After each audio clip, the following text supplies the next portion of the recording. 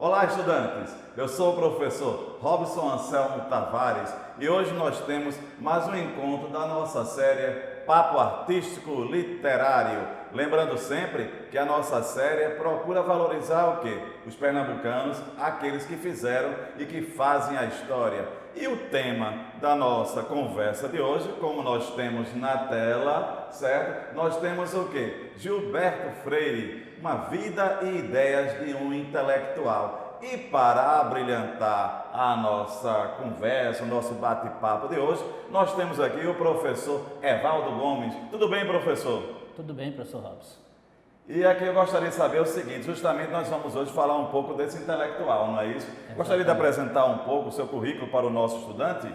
Eu sou o professor Evaldo Gomes, sou professor de duas escolas da rede estadual, sou professor da escola Professora Zulmira de Paula em Jardim Paulista Baixo e também sou professor do EREM João Pessoa Guerra lá em Igaraçu. E é importante salientar que a gente manda um abraço, não é, para essas escolas. Outro ponto que nós gostaríamos de destacar aqui antes é o seguinte, estamos usando, aliás, não estamos usando máscara, porque nós temos aqui uma divisória e estamos utilizando todos os protocolos contra a Covid, tomando cuidado. E você aí, estudante, tome também cuidado contra esta doença. Então vamos lá aqui, professor. Vamos pensar um pouco agora sobre esse Gilberto Freire, né? Quem é Gilberto Freire, o que foi, certo? Qual a repercussão deste nome em nosso estado? Exatamente. Gilberto Freire foi um grande intelectual, né, da nossa região, aqui do nosso estado de Pernambuco. E ele nasceu exatamente no ano de 1900. Ele era filho do Dr. Alfredo Freire, e ele faleceu em 1987, no dia 18 de julho, e ele faleceu de isquemia cerebral por infecção respiratória e insuficiência renal. E ele foi autor de vários ensaios, foi professor e doutor especialista em sociologia, antropologia e história. E aí você que é estudante aí do ensino fundamental, em breve você também vai estar estudando sociologia para conhecer melhor a nossa sociedade, para você enfrentar o conhecimento aí social. E também gostaria de salientar que nós temos uma fotografia dele, ali, uma foto na tela de Gilberto Freire, para apresentar ao nosso estudante aqui, certo? Uma foto de Gilberto Freire, aqui para conhecer um pouco, saber esse grande intelectual, grande pernambucano. Mas antes de apresentar a foto, nós temos aqui um pensamento, né? Um texto que o senhor gostaria de ler. Poderia ler para o nosso estudante? Posso. Esse pensamento foi um pensamento que ele fez no discurso de adeus da escola, do Colégio Americano Batista, que ele estudou. Sim. Ali na Boa Vista. Exatamente, e ele, no seu discurso final do seu ensino regular, numa das frases do seu discurso, uma delas é essa aí: o saber deve ser como um rio, cujas águas doces, grossas, copiosas, transbordam do indivíduo e se espraiam, estancando a sede dos outros. Sem um fim social, o saber será a maior das futilidades. Ou seja, o conhecimento, o saber, ele tem um fim social, né? A gente aprende, a gente estuda, adquire conhecimento, adquire saber, sempre com um fim social, sempre com um objetivo, com uma finalidade. Qual seria essa finalidade? Seria a finalidade de ajudar a sociedade a crescer, que a gente seja alguém que contribua com a sociedade para o seu crescimento, para o seu desenvolvimento. E essa frase belíssima faz parte desse discurso. É interessante, professor, eu gostaria de destacar aqui com os nossos estudantes, para os nossos estudantes, aliás, justamente essa questão, para o fim social. Em especial, eu dedico essa aula a todos os estudantes que pretendem entrar nessa área de sociologia, antropologia, ciências sociais, né? Porque observando que o senhor falou que ele era antropólogo, sociólogo, literato. Então essa aula esse bate-papo fica para você, estudante, que pretende entrar nessa área das relações sociais, não é isso? Então aqui o senhor destacou algumas palavras em vermelho, não foi? Nem destaque, né? Exatamente, saber, rio e fim social, né? Porque o saber é como um rio, ele faz uma metáfora, né? Uma comparação do saber com o rio, porque assim como as águas doces de um rio, elas vão embora, elas se espraiam, elas correm, né? Também o saber, a gente não aprende para nós, a gente aprende para o outro, a gente sai do individual e vai para o coletivo. É um saber que contribui com o coletivo, com a sociedade. E eu gostei justamente quando o senhor falou que esse discurso foi um discurso retirado quando ele sai do colégio. Olha aí, estudante, para vocês, olha aí justamente o peso, a escola que marca a nossa vida, não é isso? Exatamente. Certo? O senhor também é formado em letras, Eu sou formado em letras. E atua há muito tempo na rede? Eu me formei em letras em 1999 e fiz a minha especialização na Universidade Rural de Pernambuco e o meu mestrado na Universidade Federal de Pernambuco. Terminei agora em 2016. Parabéns. E aqui na tela nós temos justamente a foto. Olha a foto aí do grande pernambucano Gilberto Freire. Qual é o nome dele completo? Gilberto de Melo Freire.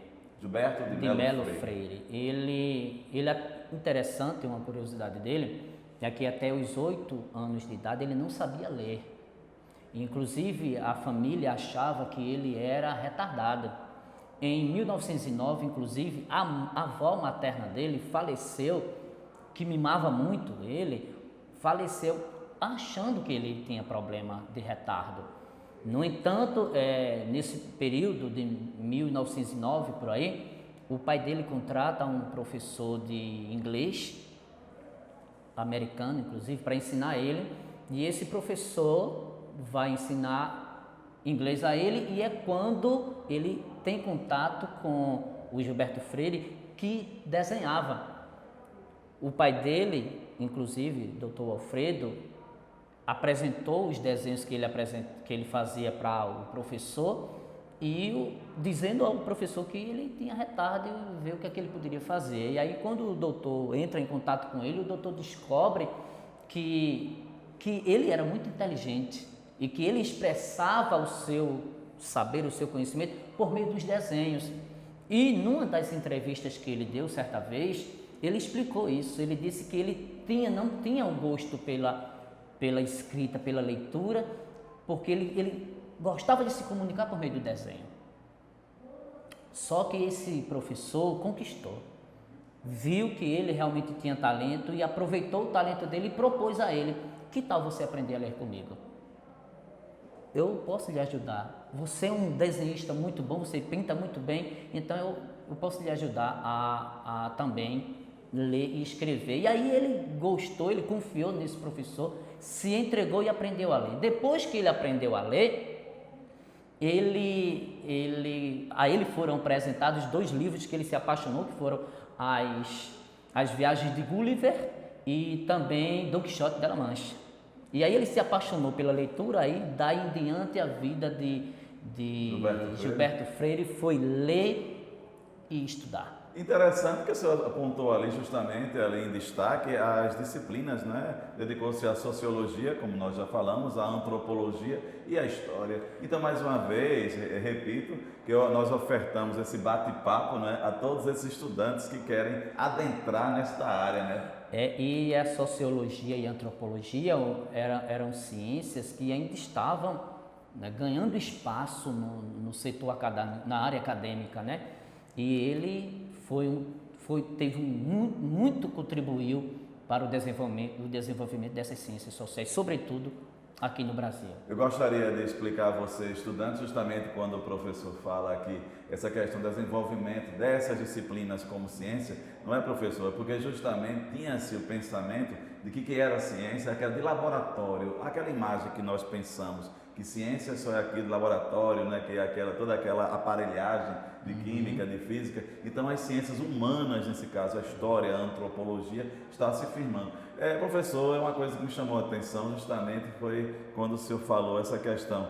Ele que demorou a aprender a ler e escrever, toma essa guinada e se torna, né, esse grande antropólogo, sociólogo e historiador. Certo? Nós temos mais algumas informações, né? E eu gostaria de chamar a atenção para esse detalhe aí do suposto retardo dele, né?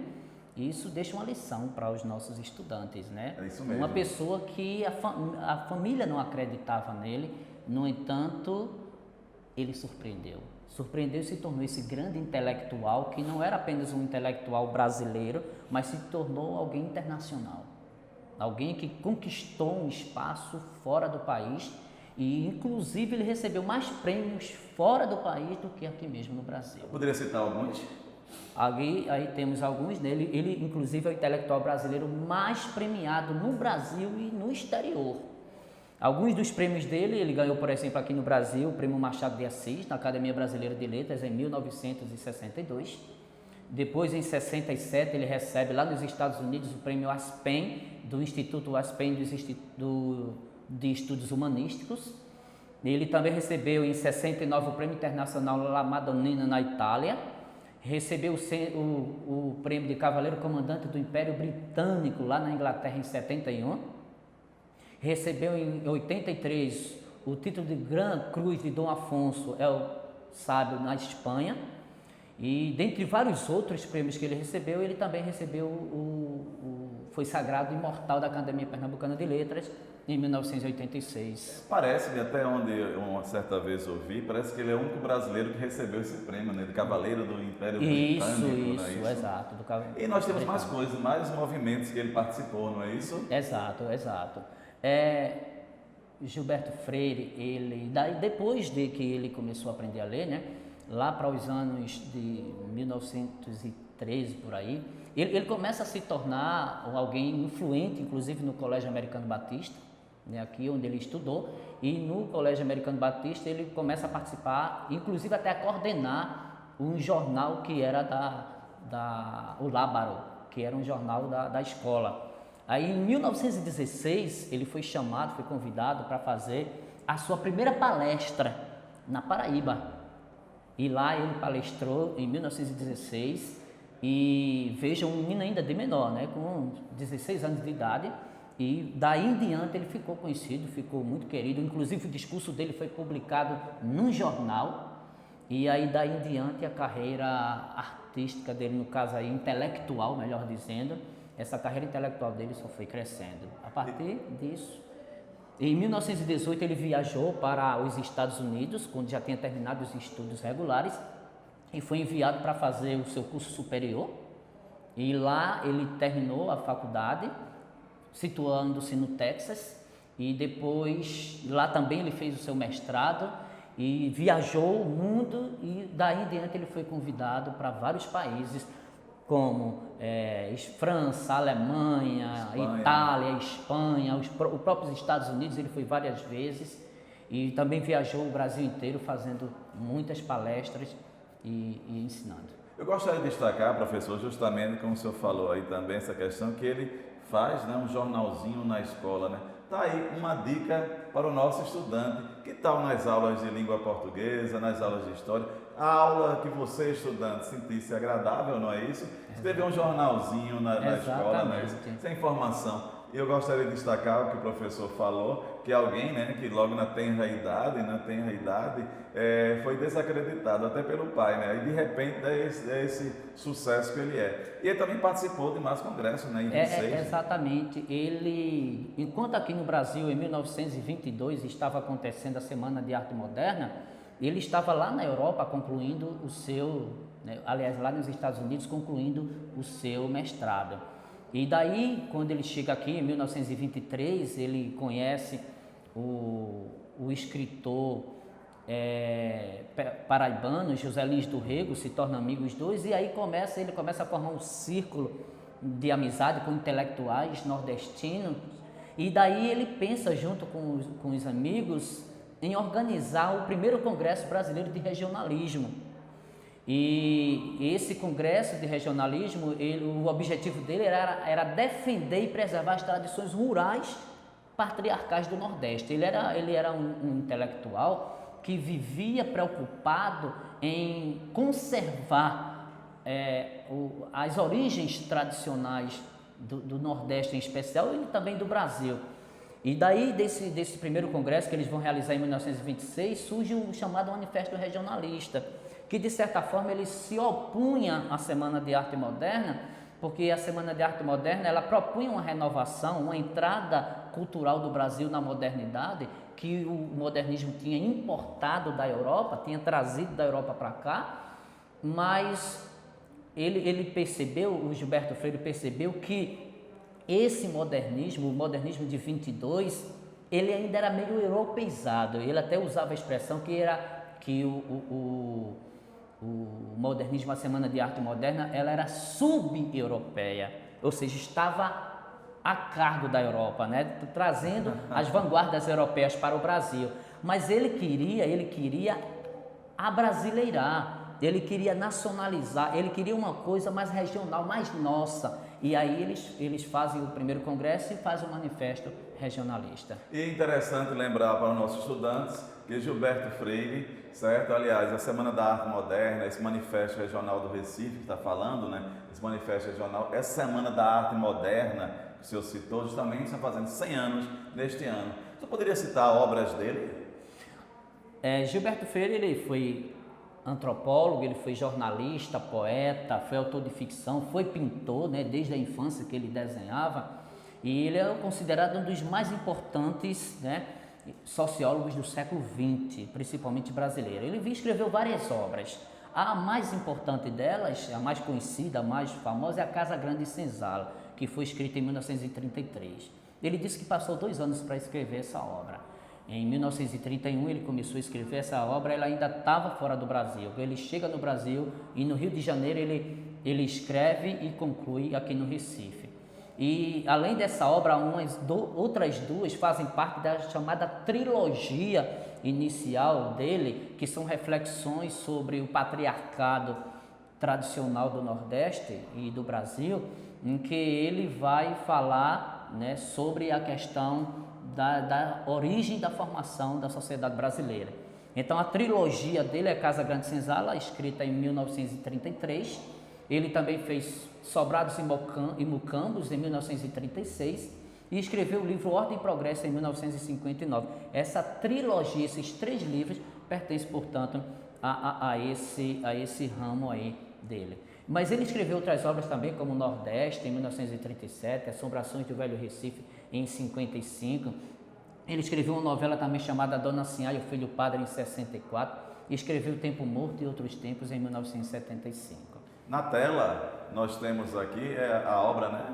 Nós temos aí a obra, a capa, né, da obra Casa Grande Senzala. E aqui nós temos também na tela a figura aí de uma casa grande e de uma senzala, que retrata exatamente o objetivo de Gilberto Freire quando escreve essa obra.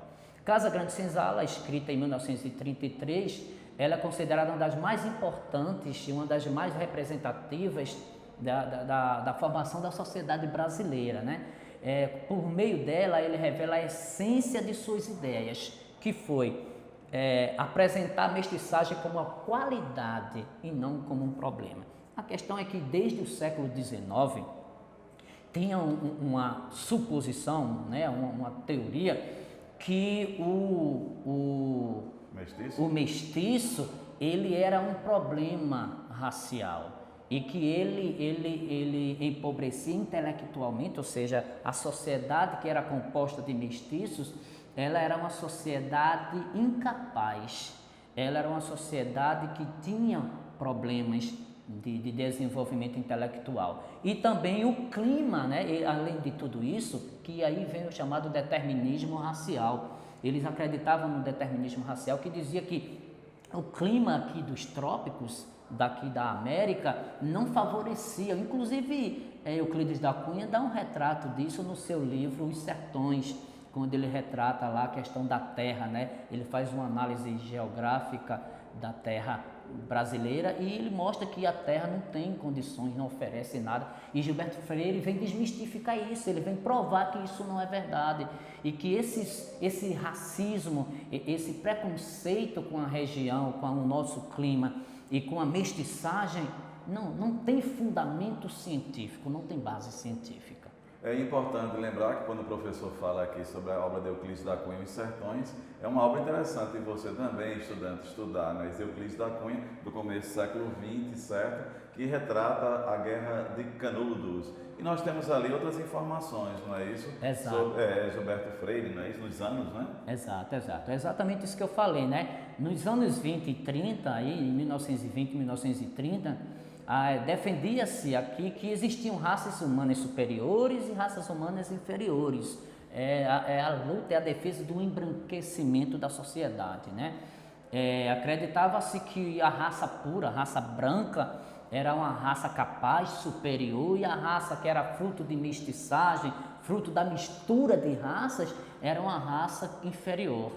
E Gilberto Freire desmistifica de provas que isso não tem base científica. Agora, na verdade, há também umas críticas em torno, né, sobre essa visão dele, né? Há uns que criticam. É exatamente aí onde a gente chega. Freire, ele introduziu aquilo no Brasil, ele trouxe, inclusive, dos Estados Unidos, do seu professor Franz Boas, ele trouxe a teoria da antropologia cultural, que dizia que a cultura, ela, de uma sociedade, ela é fruto de processos históricos e sociais e não genéticos. Por isso acreditava-se, né, por meio do determinismo social, que as culturas eram algo inato, que pertencia à essência e à estrutura, transmitido geneticamente, biologicamente para as sociedades. Aí Gilberto Freire importa a antropologia cultural, traz dos Estados Unidos, mostrando que não é verdade. A cultura, ela não é fruto de herança biológica, ela é fruto, sim, de um contexto histórico e social e, portanto, ela pode mudar. E quando o professor fala aqui a questão do determinismo, para você, estudante, é bom se lembrar que é o seguinte, que o homem é influenciado, o homem, o meio, a raça, a hereditariedade e o momento. Quer dizer que o homem é determinado por esses fatores. Muito interessante sua abordagem. E eu gostaria, professor, que o senhor passasse para os nossos estudantes aqui um desafio, certo? Um desafio sobre isso aqui que nós mostramos em breves linhas aos nossos estudantes. O que é que você poderia? Exatamente, porque Gilberto Freire, ele foi acusado de ser racista, porque, por exemplo, no livro Casa Grande e Senzala, ele mostra um patriarcado, né? O objetivo dele é tratar da Casa Grande e da Senzala, ou seja, ele entende que a sociedade brasileira ela foi formada a partir da Casa Grande e da Senzala, ou seja, do berço familiar da família patriarcal que mandava em tudo e em todos. E aí, a forma como Gilberto Freire fala, ele escreve, dá a entender que ele defendia isso. Ele defendia esse poder do patriarca, do pai que domina tudo e que inclusive os escravos, os africanos, eram relegados, né? eram escanteados.